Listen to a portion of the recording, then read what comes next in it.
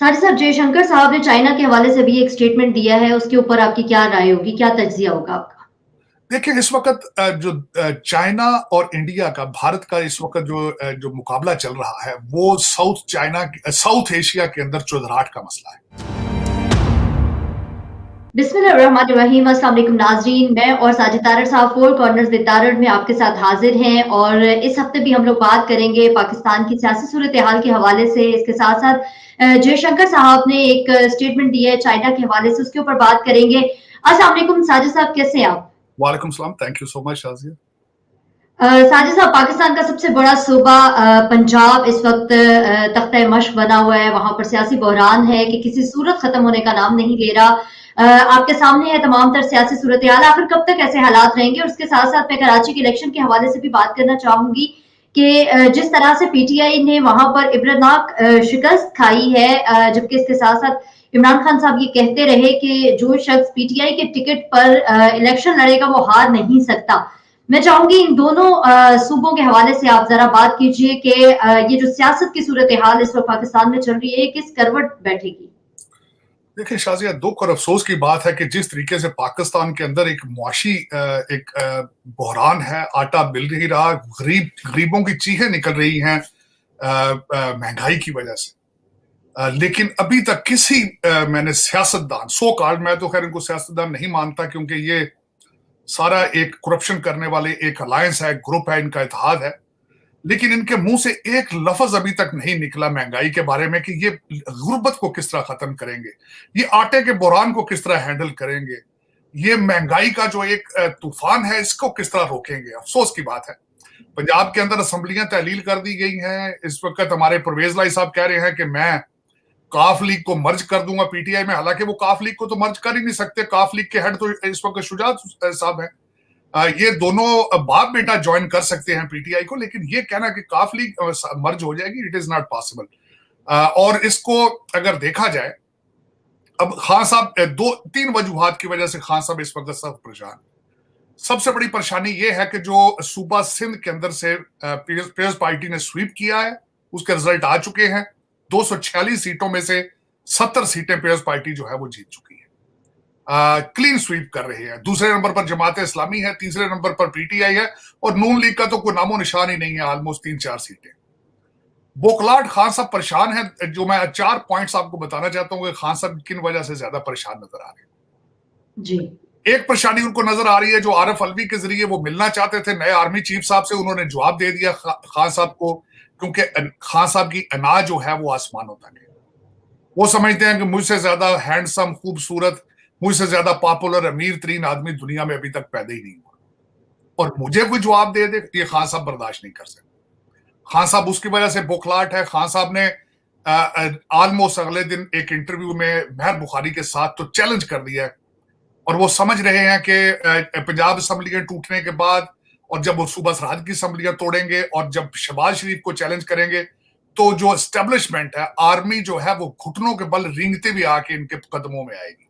अब ये देखें ये क्या होता है। खान साहब ने कहा है उसने कि हाउ डेयर, किसको मेरे नाम पे रेड निशान लगाने वाला कौन है जो भी पैदा ही नहीं हुआ। दूसरा, खान साहब ने चैलेंज किया कि 70% पाकिस्तान मेरी जेब में है। इतना गरूर, इतना सारा ये साजिद साहब, आपने अभी खान साहब के हवाले से बात की कि वो कहते हैं 70% पाकिस्तान मेरी जेब में है, लेकिन जो कराची के इलेक्शंस हैं वो तो किसी और तरफ इशारा कर रहे हैं। मैं वो उसी पे जाना चाह रहा था। अब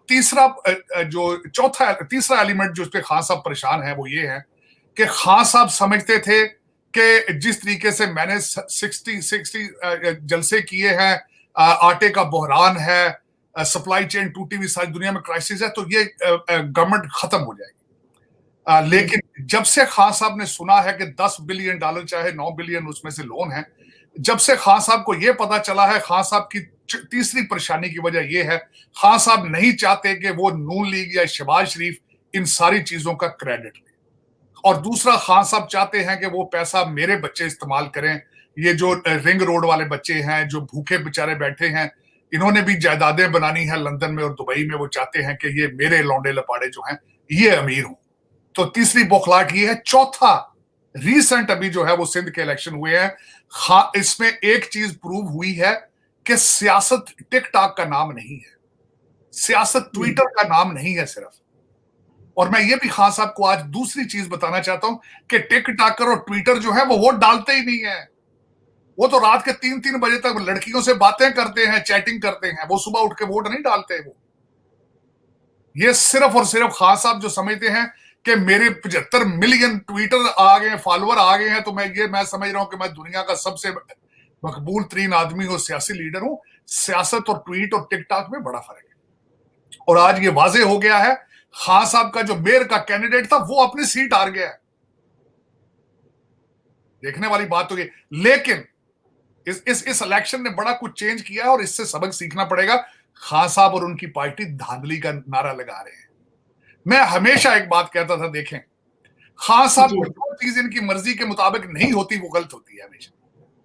खान साहब ने कहा था कि शहबाज शरीफ और जरदारी जो आर्मी चीफ लेकर आएंगे वो करप्ट आर्मी चीफ होगा, वो इनकी करप्शन को बचाएगा, क्योंकि इनकी मर्जी का नहीं था।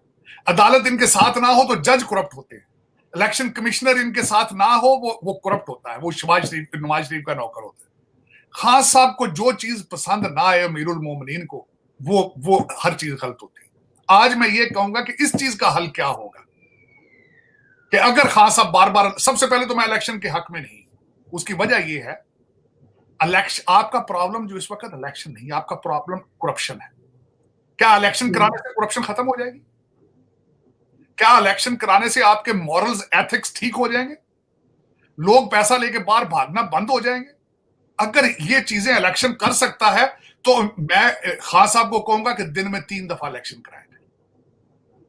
लेकिन अगर इलेक्शन कराने से यही लौंडे लपाड़े और यही जर्नैलों के दोते पोते और यही जागीरदारों के जो अंग्रेजों के पिट्ठू थे, अंग्रेजों के मुखबर जो थे, अगर इनके दोतों पोतों ने फिर आके करप्शन करनी है, पार्टियां चेंज कर करके, खान साहब इस वक्त बिल्कुल नून लीग के जो कौमी असेंबली के जो इस वक्त मेंबर हैं उनको टिकटों के वादे कर करके तोड़ने के चक्कर में फिर रहे हैं। खान साहब ने यह भी फरमाया है कि कई लोग आना चाहते हैं, मैं उनका टेस्ट करूंगा। मैं ये पूछना चाहता हूं खान साहब, ब्लड टेस्ट करेंगे आप उनका? क्या टेस्ट करना चाहते हैं आप? किस तरह की बातें आप कर रहे हैं? मेरी तो समझ से बाहर है। और दूसरा, आज जो वीडियो लीक हुई है खासकर कौमी असेंबली के हवाले से, जो दो आपस में बातें कर रहे हैं, वो कहता बाहर भेज दे, वो कहता नहीं बुढ़ी है इन्हों इथे लाहौरी अगे पीछे कर देने हैं। ये सियासत है आपकी। मैं एक पॉलिटिकल साइंस के स्टूडेंट होने के हवाले से, हालांकि एक बहुत सख्त बात है, सिर्फ पाकिस्तान के इस वक्त 3 हल मौजूद है, सिर्फ और सिर्फ एक टेक्नोक्रेट गवर्नमेंट आई जाए जिसको 3 साल के लिए, 2.5 साल के लिए लाया जाए और उनकी कड़ी निगरानी की जाए, उनसे उनकी डुअल नेशनैलिटियां खत्म करके लाए जाए, उनके बच्चे पाकिस्तान में रख के वो काम करना चाहें तो वो करें, वरना ना आए। नंबर 1। दूसरा, उससे भी सख्त हल है। आज खान साहब ने अपने इंटरव्यू में खुद कहा है कि जो एस्टेब्लिशमेंट है वो कानून से बालातर है। और खान साहब ने एक और चीज कही है जो कि बहुत गलत बात है, और मैं उसी की तरफ आना चाह रहा हूं। खान साहब ने कहा है कि मैं एस्टेब्लिशमेंट से कहूंगा कि आप इलेक्शन कराएं। खान साहब, एस्टेब्लिशमेंट का काम इलेक्शन कराना नहीं, इलेक्शन कमीशन का काम इलेक्शन कराना है। हाँ, अगर आपने साथ ये भी कह दिया है कि वो पाकिस्तान का सबसे ताकतवर अदारा है, तो अगर उन्होंने सब कुछ करना है तो वो खुद क्यों नहीं रन करते? वो आपकी लौंडे लपाड़ों की टीम लगा के उस्मान बुजदार को ला के, तो उन्होंने फिर और एक सत्यानाश करना है तो वो खुद क्यों नहीं करते? मैं यही कहने वाला था कि दूसरा हल पाकिस्तान का मार्शल लॉ है।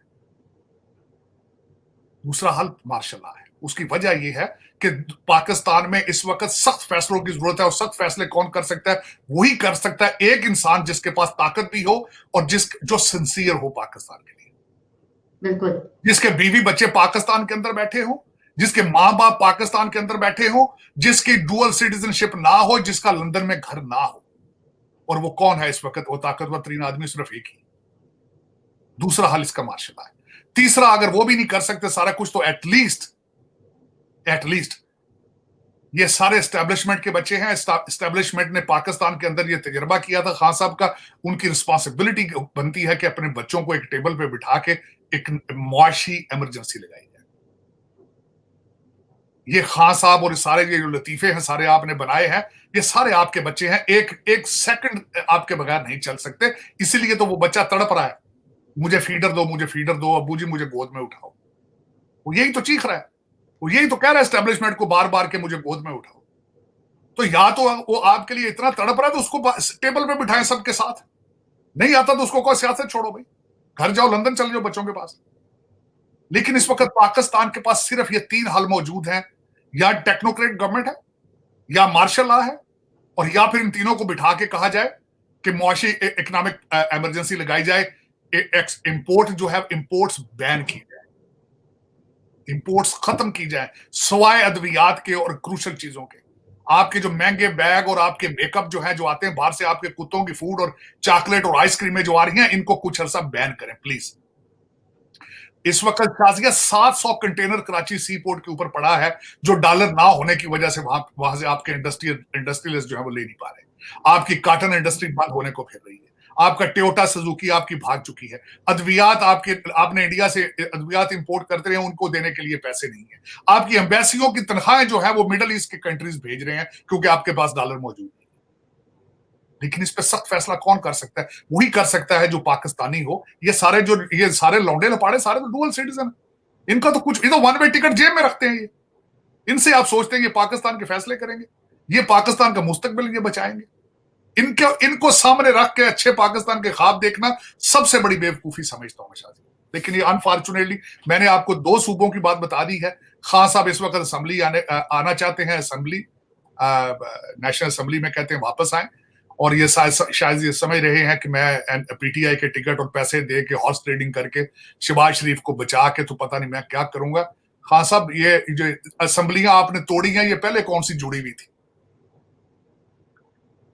हमारे बाजवा साजिद साहब, अभी आपने बात की इमरान खान साहब के इंटरव्यू के हवाले से। उन्होंने अपने इंटरव्यू में कहा है कि मैं शहबाज शरीफ को इतनी टेंशन दूंगा कि उन्हें सोने के लिए नींद की गोलियां खाना पड़ेंगी, और साथ में उन्होंने ये भी कहा कि तहरीके इंसाफ में जम होने के लिए काफ लीग को कहा गया है, दरखास्त की गई है। क्या काफ लीग इतनी ही बेवकूफ हो गई है कि उन्हें अपने सर्वाइवल के लिए एक दूसरी जमात का सहारा लेना पड़ेगा? नहीं, काफ लीग की वैल्यू मुझे ये बताएं शाजिया, काफ लीग क्या है? 5 उनके एमएनए हैं, 3 तो टूट चुके हैं उनके एमएनए, ये जो कौमी असेंबली के उधर अगर देखी जाए तो वो पंजाब असेंबली के अंदर क्या है उनके पास 10 एमपीए थे। ये तो दर हकीकत सारा मसला आपको ये पता होना चाहिए कि परवेज लाई और चौधरी बरादर एस्टेब्लिशमेंट की मर्जी के बगैर सांस भी नहीं लेते ये, और उनको जो वहां से आर्डर आएगा उस साइड पे वो चले जाएंगे। वो उन्होंने कहा नहीं था कि हमें बाजवा साहब ने कहा था भी चलो इमरान खान की पार्टी में चले जाओ, मिठाइयां उधर से खा के दुआ करके उनके साथ जाके तो चले, वो बनी गलत गए थे। वो काफ लीग जाए ना जाए, असेंबलियां चले ना चले, ये जो जुड़ी हुई थी असेंबलियां, तो इनमें क्या हो रहा था? आज मुझे ये बताएं केपीके के अंदर क्या हालात है, इनकी गवर्नमेंट है वहां पे, कोई है जवाब दे उसका? कोई है जवाब दे? कल डीएसपी अलग उन्होंने थाने के अंदर घुस के डीएसपी को मर्डर किया। आज वहां पे सुप्रीम कोर्ट का पुराना सदर अफरीदी साहब है, जो लतीफ अफरीदी, आज उसका बार काउंसिल के अंदर घुस के उसका मर्डर हुआ। और जिस तरीके से टीटीपी की तो खबरें निकल रही, जिस तरीके से टीटीपी हमले कर रही है, एक महीने में 70 हमले हो रहे हैं। ये तो दर हकीकत मसला ये है। ये तो कुछ लाडले हैं। देखे, मैंने एक बात नोट की है, खान साहब की एक खूबसूरती है, मैं मानूंगा, उन्होंने जो नई चीज पाकिस्तान की ये लूट मार में इंट्रोड्यूस किया, या मैं सियासत तो नहीं कहूंगा। आप जरा नोट करेंगे जिस तरीके से वो यूट्यूबर से मिलते हैं, जिस तरीके से अपने मर्जी के सियासत जर्नलिस्टों को बुला के दावतें करते हैं उनकी रोज डेली बेसिस पे, कभी आपने देखा कोई और दूसरी पार्टी कर रही हो इस तरह? दूसरी पार्टी इस वक्त जो सबसे ज्यादा पंजाब के अंदर स्ट्रांग थी, वो पार्ट टाइम सियासत कर रही है। मरियम नवाज है, यहां नहीं है, हमजा नवाज यहां नहीं है, शहबाज शरीफ यहां नहीं है। 2 लोगों के पास उन्होंने चाबियां पकड़ा के नून लीग की तारण और रास नाउला, तो वो सारे अपने अंदर भाग गए सारे। इनको ओपन फील्ड दे गए, ये जो मर्जी करें। वो डेली बेस पे यूट्यूबर से मिलते हैं, डेली बेस पे। खान साहब की ये खूबसूरती है कि वो उन्होंने सोशल मीडिया पे एक ऐसी हाइप क्रिएट कर दी है कि लगता है कि बस से पीटीआई ही पाकिस्तान है, दूसरा बंदा तो यहां रहता ही कोई नहीं। ये पूरी उन्होंने हाइप क्रिएट कर दी है, जिसका लेकिन रिजल्ट जो सिंध के अंदर आपने देख लिया है कि वो जो लौंडे लपाड़े हैं, जो वो ट्विटरिंग वाले, वो लाइनों में लग के वोट नहीं डालते, वो सिर्फ शुगल मेले ही करते हैं। वो सिर्फ हताउल्लाह के गाने सुनने आते हैं, लड़कियां डांस करने आती हैं। वो खान साहब ने वो प्लेटफॉर्म प्रोवाइड किया है। और शुरू कहां से हुआ था? जब ये कंटेनर पर चढ़े थे इस्लामाबाद। ये पंजाब की नई बुरी हुकूमत के हवाले से आपकी क्या राय है? पंजाब की नई हुकूमत के नई जो अबूरी हुकूमत है उसके बारे में 3 नाम दिए हैं। उस पर तो अभी जंग शुरू होनी है, उस पर तो युद्ध अभी शुरू होगा। उसकी वजह यह है कि अभी तो कुछ भी नहीं है, अभी तो बिगिनिंग है। उसके ऊपर इतराजात शुरू होंगे, उसके ऊपर झगड़े शुरू होंगे। और उसके बाद देखें उसमें तीनों नाम में बड़े गौर से देखे पढ़े हैं उसमें। नाम तो अच्छे हैं, उसमें कोई शक नहीं है, बड़े अच्छे अच्छे करैक्टर वाले लोग हैं, लेकिन अब देखें कि आने वाले, लेकिन ये हल चीजें मौजूद नहीं है शाजिया, इनके पास कुछ भी नहीं है। ये अगर if the Pakistan is moving towards election, मुझे सिर्फ एक छोटी सी बात का, अगर 22 करोड़ लोगों में से कोई भी इंसान मुझे एक जवाब दे दे जी कि खान साहब कहते हैं 70% जो पाकिस्तान मेरी जेब में है, इलेक्शन सिर्फ वाहिद हल है। खान साहब से और 22 करोड़ उनके सपोर्टर जो हैं, उनको उनसे क्वेश्चन ही है, कोई एक सिंगल इंसान ऐसा पीटीआई में आया हो जो खान साहब कहें कि अब इलेक्शन में ये जीत के आएगा और ये पाकिस्तान की सारी माशी हल जो है मसाइल हल कर देगा। खान साहब के टिकट किन को देने, इन्होंने उन्हीं को देने जो पिछले पहले जो थे। वो जितने नौरतन थे, क्या उनके उनकी उनकी हिस्ट्री मौजूद नहीं है? उनकी हिस्ट्री मौजूद नहीं कि वो पहले क्या करते रहे 3.5 साल। तो खान साहब इस दफा कौन सी गिदड़ सिंगी निकालेंगे? आप क्या करेंगे? दुनिया से आपने ज़ाब्ते तोड़ दिए थे, हर कंट्री से आपकी दुश्मनी थी, आप जायचे निकाल निकाल के आप, मेरा मकसद गवर्नमेंट चलाते रहे हैं, तावीजों पे, गटों पे, तो और उसके ऊपर चिल्लों पे तो आप गवर्नमेंट चलती रही है सारी। तो उसमें मुझे ये बताएं कि अगर यही होना है इस तरह पाकिस्तान के साथ, तो फिर ठीक है। अगर आपकी किस्मत इस तरह है तो फिर ठीक है। पाकिस्तान कौन सा 76 सालों में ये पहला ब्लंडर होगा? पहले भी तो बहुत ब्लंडर थे आप, बहुत ब्लंडर किया सदर अयूब ने किया फातिमा जिन्ना के साथ, भुट्टो साहब बड़ा बड़ा कुछ करते रहे हैं। बल्कि इस दफा तो एक और नई बात हुई है जो मुझे नया पता चली बात, कि इन्होंने सिंध के इलेक्शन में रिक्वेस्ट की थी आर्मी को, जीएचक्यू को, कि आप फौज भेजें इलेक्शन के लिए। उन्होंने कहा हम नहीं जाएंगे, तो वो नहीं गए हैं। इस दफा फिर इलेक्शन पता नहीं किस किस्म के होंगे जहां फौज ही नहीं होगी। आपकी पुलिस का तो आपको अंदाजा ही है वो कितने ईमानदार वो है, क्या करेंगे वो इलेक्शन में। लेकिन ये कि पाकिस्तान का मुस्तकबिल, अगर आप सियासत कहते हैं तो सबसे पहले अगर आपको यही इस डायरेक्शन पे जाना है तो मेरी ये रिक्वेस्ट होगी कि आप, परवेज मुशर्रफ साहब ने बीए की शर्त रखी थी, आपके सारे एमएनए जो थे वो बीए हो गए, लेकिन किसी ने मैट्रिक नहीं किया था। मेरी ये रिक्वेस्ट होगी इस दफा एस्टेब्लिशमेंट को कि अगर आपने यही काम करना चाहते हैं तो पहले इनको मैट्रिक करा के इनको तालीम दें कि लेजिस्लेशन चीज क्या है। इस वक्त ये क्या करते हैं, ये 5 करोड़ खर्चा करके आते हैं, 10 करोड़ तो 50 बना के जाते हैं। मैं एक छोटी सी मिसाल देना चाहूंगा, उसके बाद अगले टॉपिक पे चलते हैं। हमारे बाजवा साहब ने नेशनल डिफेंस यूनिवर्सिटी में कहा था कि जब गुलजार साहब तशरीफ ले गए थे तो पंजाब के पास 500 अरब रुपया था। इस वक्त एक पैसा नहीं है। 100 अरब रुपया तो हमारे चोई साहब ने सिर्फ गुजरात और मंडी बहाउद्दीन को दिया। उसका मतलब बताता हूं क्या, 100 अरब रुपए में से 20% सीधा इनकी सियासतदानों की कमीशन बनती है, और ठेकेदार कौन होते हैं? सियासतदानों के साले और बहनोई और पुत्र होती है। तो इस, या तो मुझे चैलेंज कर, मुझे कहें ये जी नहीं ये गलत कह रहे हैं। और अगर मुझे वॉशिंगटन डीसी में बैठ के ये सारी चीजें नॉलेज है, पाकिस्तान में लोगों आंखें अंधी हैं, उनकी कानों से बह रहे हैं। आप वीडियो बन रही है, ऑडियो लीक हो रही है, इनकी तरफ नहीं जाते। ये खोलना नहीं चाहते चैप्टर कि करप्शन को क्या करना है हमने, और इसके बगैर सर्वाइव किस तरह करेंगे इसके बगैर। Foreign policy zero, economy zero, कोई फ्यूचर प्लान जीरो। आपका टोटल, आपके फॉरेन मिनिस्टर साहब हर उस मुल्क में जाते हैं जहां से डॉलर यूरो मिलने की उम्मीद हो। ना भारत से अच्छे रिलेशनशिप, ना अफगानिस्तान के साथ अच्छे रिलेशनशिप, ना ईरान के साथ अच्छे रिलेशनशिप, ना चाइना के साथ अच्छे रिलेशनशिप। ये चारों बॉर्डर मिलते हैं। आपके फॉरेन मिनिस्टर साहब वहां गए 4 मुल्कों में? नहीं गए। क्यों जाएंगे? वहां से मिलने की उम्मीद कोई नहीं। साजिद साहब, पाकिस्तान में गंदम का बहरान भी जूं का तूं है। हम लोग देख रहे हैं कि जो मतवसत तबका है, सफेदपोश लोग हैं, वो भी शदीद मसाइल का शिकार है। अमीर आदमी के लिए तो किसी किस्म की कोई परेशानी नहीं है, वो तो अगर 5,000 रुपए का आटे का थैला मिलेगा तो उनके लिए तो वो भी बहुत सस्ता लगेगा। लेकिन सबसे ज्यादा जो इस वक्त पिस रहा है वो गरीब और मतवसत तबका है, जो सफेदपोश लोग हैं, उनके लिए 2 वक्त की रोटी का हसूल इंतहाई मुश्किल हो चुका है। इसके ऊपर आपकी क्या राय है?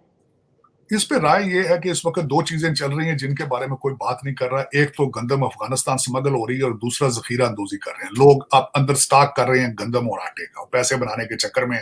और दूसरा, आपकी गवर्नमेंट की रेट कोई नहीं है, कोई ऐसा सिस्टम नॉट सिस्टम, बल्कि साथ मिलकर करप्शन कराते हैं, साथ मिलकर स्मगलिंग कराते हैं सारे। मेरी यहां बैठ के इंफॉर्मेशन के हिसाब से अफगानिस्तान पाकिस्तान बॉर्डर के ऊपर जो भी एजेंसियों के लोग 6-6 महीने साल जॉब करते हैं, वो सारे बिलियनर होकर वहां से वापस आते हैं। तो अगर यही होगा जब मुल्क के अंदर, मुझे ये बताएं, आटे का आप कह रही हैं बात को, दूसरी चीजें ठीक है, कोई चीज आप, कोई इंस्टीट्यूशन उठा के देख लें आप, उसमें यही नजर आ रहा है कि हर बंदा दिहाड़ी लगाता है। आप मंथली तो बिलीव ही नहीं करते ना, महीनों पे सालों पे बिलीव नहीं करते। उस लोग इस तरीके से डाके मार रहे हैं जिस तरह आखिरी दिन है, last day of their life, इस तरीके से डाके मारे जा रहे हैं और अफसोस के साथ है, और ये बढ़ता जाएगा। आज मैं एक और मजे की बात बताऊं, हमारे इंटरनेशनल इकोनॉमिक फोरम ने आपके बारे में पाकिस्तान के 10 मसाइल के बारे में बात की है, और उनकी प्रेडिक्शन है कि आने वाले दिन आपके आने वाले 24 महीने 3 महीने से 24 महीने तक आप सख्त क्राइसिस में जाएंगे, जिसमें उन्होंने इसका भी अंदिया दिया है कि यू विल बिकम डिफॉल्ट हो जाएगा आपका। और एक चीज मैं इसके साथ आटे के साथ ऐड करना चाहूंगा, इकोनॉमी के साथ जी, पाकिस्तान की जो ऊपर जो लूट मार करने वाली डुअल सिटीजन अशराफिया है, जो रूलिंग पार्टी है, वो ये बिलीव करती है क्योंकि हमारे पास वी आर एटॉमिक पावर, ये दुनिया की जिम्मेदारी बनती है कि हमें डॉलरों की बारिश करते रहे, क्योंकि एटॉमिक हमारे पास एसेट्स हैं, तो हमें जितना पैसे हमें देना दुनिया की मजबूरी है। ये गलतफहमी पता नहीं अब कब इनकी दूर होनी है, लेकिन ये बड़ा सेंसिटिव मैटर है। अब दुनिया के पास ही पैसे मौजूद नहीं है, इस वक्त दुनिया के पास पैसे नहीं। और तीसरा, दुनिया के हर कैपिटल के अंदर आपकी करप्शन की स्टोरियां, साइन लगे पड़े हैं, बोर्ड लगे पड़े हैं आपकी करप्शन की स्टोरियों के। किस तरीके से आपने दहशतगर्दी को प्रमोट करते रहे हैं, जिस तरीके से आप दहशतगर्दी को किताबें लिख के परवेज मुशर्रफ दुनिया को बताता रहा कि how we used to handle, how we used to sell Afghanis and Pakistanis to sell them, to send them to Guantanamo पे। क्या ख्याल है, वो नाक में रोटियां डालते हैं, आंखों से अंधे हैं, वो देख रहे हैं इस वक्त। लेकिन ये कि मेरे ख्याल में आपको इस गलतफहमी से बाहर आ जाना चाहिए, बल्कि खासकर इस दफा जब आपने हर मुल्क से पैसे मांगे हैं, जरा देखें। आपके इस वक्त दोस्त मुमालिक ने भी कहा है कि अगर आप IMF का पैकेज में नहीं होंगे, हम आपको पैसे नहीं देंगे। इसका मतलब यह है वो गारंटी चाहते हैं IMF की, और IMF की अगली किस्त ना आई, you are in a tough situation, आटे का बुरान मजीद बढ़ेगा। शाहिद असलम साहब की गिरफ्तारी के हवाले से आप क्या कहेंगे? शाहिद असलम साहब की गिरफ्तारी के मैं कंडेम करूंगा, सख्त कंडेम करूंगा। मैंने बल्कि आज कहीं से सुना उनके बैकग्राउंड के हवाले से, such a hard working person, such a hard working, very humble background और वेरी क्लोज। FIA की बीट करते थे, FBR की वो बीट करते थे इन पे, वो this is what his speciality is. और मैंने सुना है कि उनके FIA की सारी हायर एडमिनिस्ट्रेशन उनकी बड़ी क्लोज रिलेशनशिप थी। लेकिन और सबको पता था वो कहां रहते हैं, वो एक कमरा लेके लाहौर में किराए पर किसी के साथ शेयर करते थे। और मैंने पूरी रिसर्च उनके ऊपर की है, such a gentleman with a high character. 4 उनके बच्चे हैं, गांव में गुजरावाला के साथ एक गांव है, वहां के वो रैशी हैं, इतना नहीं अफोर्ड कर पाते थे कि वो अपने बच्चों को लाहौर में रख सके। 25,000 रुपए की सैलरी में बहुत अरसा उन्होंने गुजारा किया। इज अ वेरी गुड, मैं बल्कि आज जो मैं उनके बारे में पढ़ रहा था, the reason he became a journalist because वो उसी गांव से हैं जहां से उमर चीमा साहब है, और उनको आइडियलाइज करते थे। और जिस तरीके से फिर FIA ने जाके रैकी करके अगले दिन पकड़ा और हथकड़ियां लगा के पूरे मोहल्ले के सामने उनको घसीट के जिस तरीके से गाड़ी में लाए गए हैं, मैं उसको कंडेम करूंगा, ज्यादती। और साजिद साहब, आप क्या समझते हैं, क्या हकाइक के ऊपर रिपोर्टिंग करना भी जुर्म बनता जा रहा है पाकिस्तान में? पाकिस्तान में सहाफी इतने गैर महफूज क्यों है, उनको तहफ्फुज़ क्यों नहीं मिल रहे? देखें, ये developing country, third world countries के अंदर, बल्कि अब तो ये अमेरिका के अंदर भी यही कुछ हो रहा है। आवाज बंद कर देना जो होता है, उससे वो बिल्कुल इस तरह ही है जिस तरह कहते हैं ना जी, कबूतर बिल्ली को देखकर आंखें बंद कर लेते हैं। ये इसमें शाहिद असलम की आवाज बंद करने से आप अचीव कर देंगे चीजें। इनके ऊपर यही एलिगेशन है ना कि बाजवा साहब की सारी चीजें थी। शाहिद असलम इससे कबल आपके सामने है कि अरशद शरीफ की बड़ी तवाना आवाज थी जिसको बंद कर दिया गया।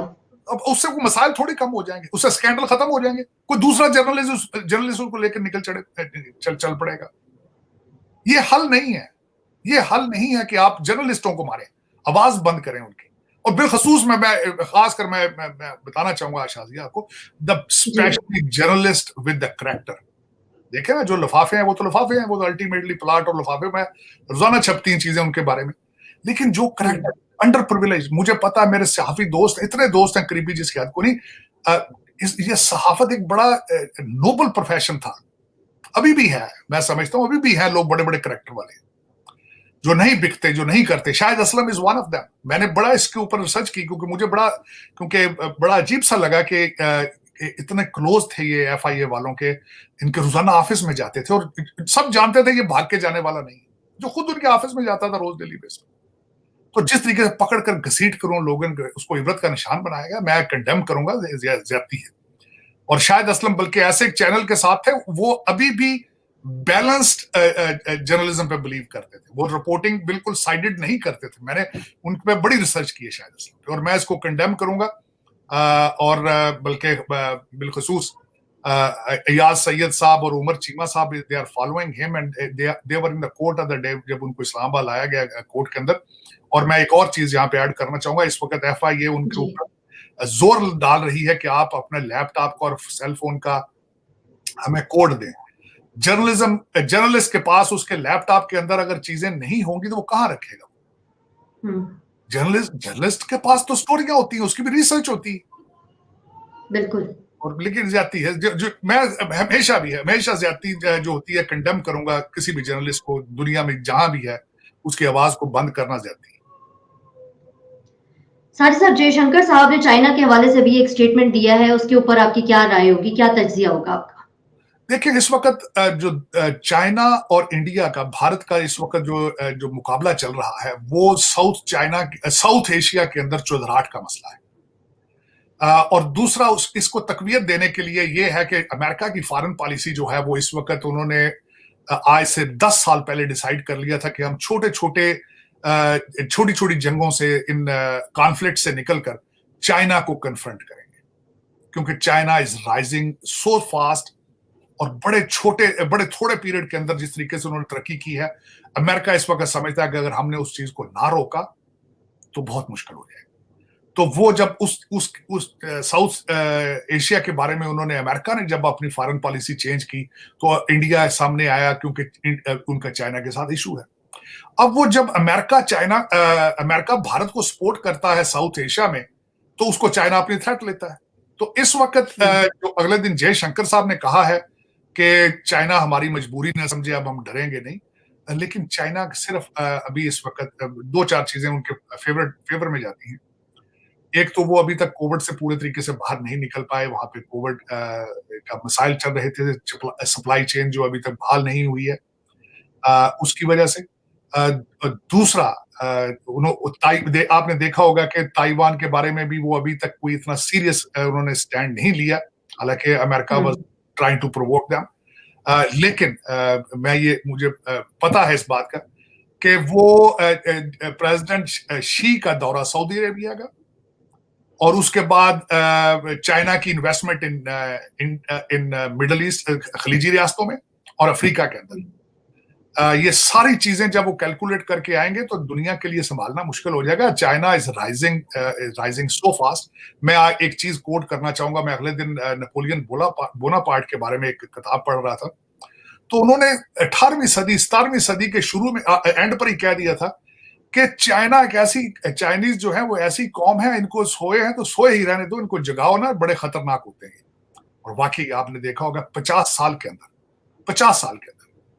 बड़ा छोटा पीरियड होता है 50 साल, वो दुनिया में एक भरपूर सुपर पावर बन के उभरे हैं इस रिमार्क में।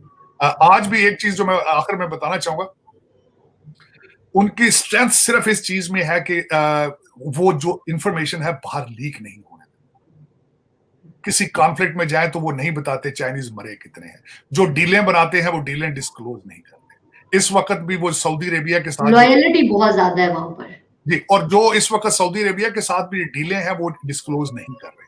मिडल ईस्ट के साथ जो अगले दिन उन्होंने कतर के साथ 27 साल का गैस का, एक्सक्लूसिव गैस का कॉन्ट्रैक्ट किया है, लेकिन उसकी टर्म्स डिस्क्लोज नहीं की।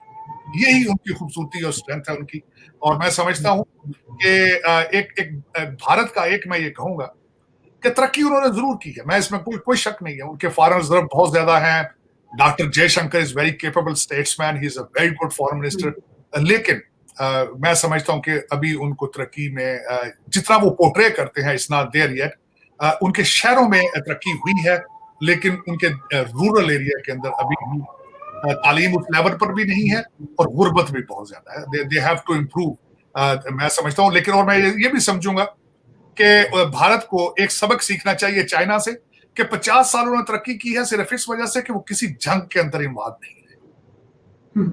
उन्होंने किसी के साथ कोई पंगा नहीं लिया। भारत को ये सबक सीखना चाहिए कि इस पूरे रीजन में अगर चौधराहट करनी है तो मुल्कों के साथ डायलॉग शुरू करें, बायलैटरल, जिस तरह हर चीज का हल 21वीं सदी में टेबल पर होकर बैठ के होता है। तो इस पूरे रीजन को साथ लेके चलें, मेरे ख्याल में यही जरूरत है आने वाले दिनों की। बहुत शुक्रिया साजिद साहब। नाज़रीन आपका भी शुक्रिया और अपना फीडबैक हमें देना मत भूलिएगा। अगले हफ्ते तक के लिए मुझे और साजिद साहब को इजाजत दीजिए। अपना बहुत ख्याल रखिएगा। अल्लाह हाफिज। पाकिस्तान जिंदाबाद।